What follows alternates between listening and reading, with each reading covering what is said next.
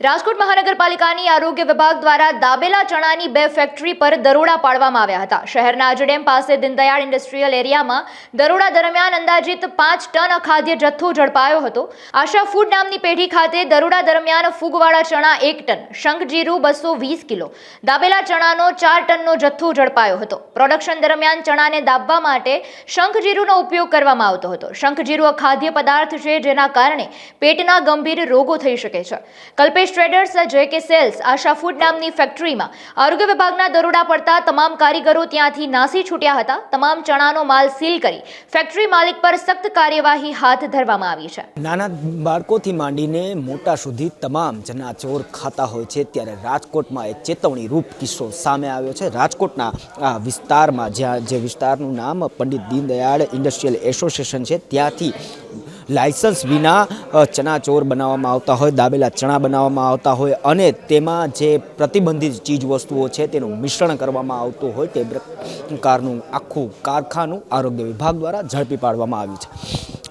પ્રાથમિક તબક્કે આ જે ચણા છે તે જોઈને અંદાજ આવે છે કે કેટલા આ ચણા આરોગ્ય માટે નુકસાનકારક છે। જે રીતે સાવ નીચે આ ચણા રાખવામાં આવ્યા છે અને હાથમાં લેતાની સાથે જ આ જે ચણા છે તે ક્યાંક ને ક્યાંક એવો અહેસાસ થાય છે કે આમાં જે પ્રતિબંધિત ચીજ વસ્તુઓ છે જે આરોગ્ય માટે ખૂબ જ હાનિકારક છે તેનું મિશ્રણ કરવામાં આવ્યું હોય તે અંદાજ આવી જતો હોય છે। આ મશીનરી આપ જોઈ શકો છો કે કેવી અવસ્થામાં આ ચણાનું બનાવવામાં આવતા હતા। અહીં આ દ્રશ્ય હું ચોક્કસ કેમેરામેનને કહીશ કે બતાવે કે જે તેલનો ઉપયોગ કરવામાં આવતો હતો એ તેલ ક્યાં કઈ ગુણવત્તાનું આ તેલ છે, સડેલું અને દાઝેલું જે તેલ છે તેમાં જ આ જે ચણા છે તે બનાવવામાં આવતા હતા। લોકોની સ્વાસ્થ્ય સાથે સીધા જ ચેડા કરવાનું આ એક આખું કહી શકાય કે ષડયંત્ર છે। જે રીતે આ ચણા અહીં બનાવવામાં આવે છે, જે પ્રતિબંધિત ચીજ વસ્તુઓ છે, જે કલર છે, જે રંગો છે તે પણ અહીં મિશ્રિત કરીને ચણા બનાવવામાં આવતા હતા અને લોકોને પધરાવી દેવામાં આવતા હતા। એકદમ કહી શકાય કે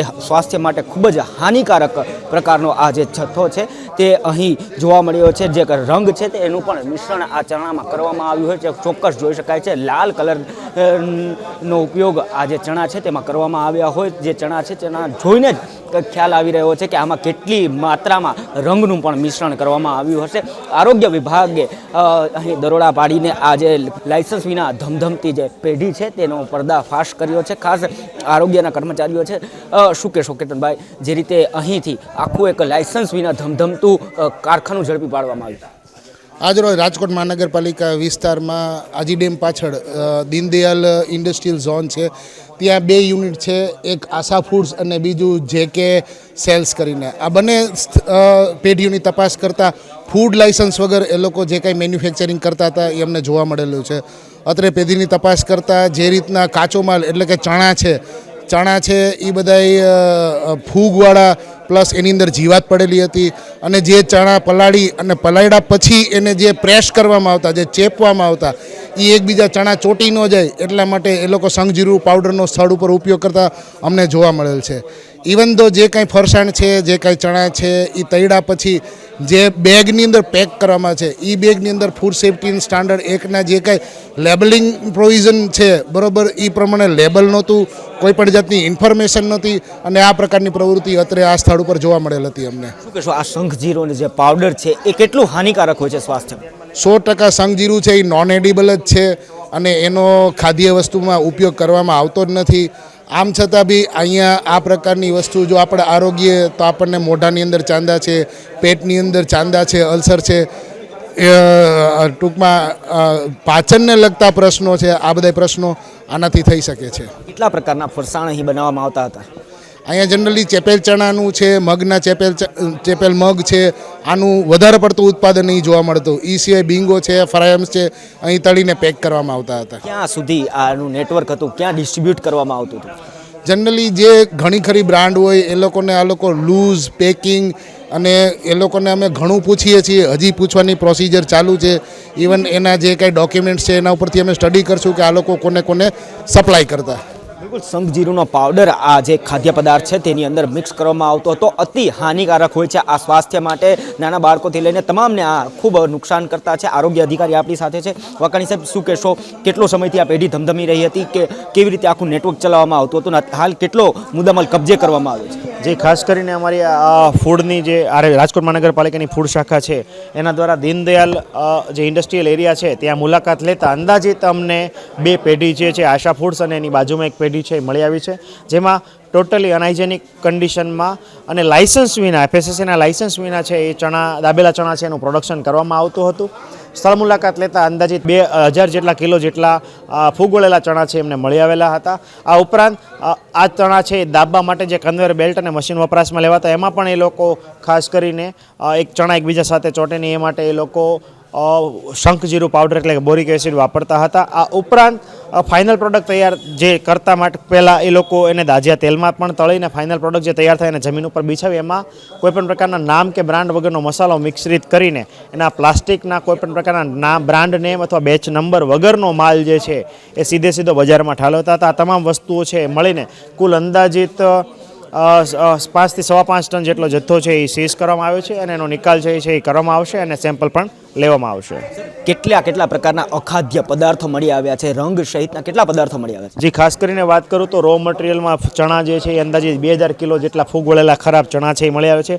ફાઇનલ પ્રોડક્ટની વાત કરું તો 2 થી 2500 જેટલો દાબેલા ચણા છે એમને મળી આવે છે, જે પેકિંગમાં પણ પેક કરેલા હતા અને ખુલ્લા પણ આપ જોઈ શકો છો બનેલા છે. લગભગ 150 થી 200 કિલો દાજ્યું તેલ અને 250 કિલો જેટલો જે શંખજીરું પાવડરનો જથ્થો છે એ મળી આવ્યો છે. આ ઉપરાંત ફ્રાઇમ્સ પણ અમને મળી આવ્યા છે. આ કેટલું હાનિકારક હોય છે સ્વાસ્થ્ય માટે? ખાસ કરીને નાના બાળકો આનું સેવન વધારે કરતા હોય છે, કેટલું હાનિકારક? જે ખાસ કરીને વાત કરું તો ટોટલી અનહાઇજેનિક કન્ડિશનમાં બનેલો ખોરાક છે. પેટના રોગો છે, બેક્ટેરિયલ ઇન્ફેક્શન થવાની પૂરેપૂરી શક્યતા છે આમાં રહેલી છે. ઝાડા ઉલટી થવાની શક્યતા રહેલી છે. આ ઉપરાંત જે એ લોકો શંખજીરું પાવડર છે વપરાશમાં લે છે તો એ અલ્સર કરી શકે છે. આંતરડાની અંદર અલ્સર, મોઢામાં ચાંદા પડવા, આંતરડાની અંદર અન્નનળીમાં ચાંદા છે એ પડવાની શક્યતા છે એ વધારી દે છે. અને આ પ્રકારનો એક ચટપટો મસાલો વપરાશ રહ્યા તો એની અંદર કયા કેમિકલ્સ નાખેલા છે, શું છે એ એની કંપનીને એ જે પ્રોડક્શન કરતા છે એને પણ ખ્યાલ નથી કે આ શેનું બનેલું છે. તો આવો કોઈપણ પ્રકારનો અખાદ્ય માલ છે એ તમને પેટના અને આંતરડાના રોગો અથવા ભવિષ્યમાં મોટા રોગો નોતરી શકે છે.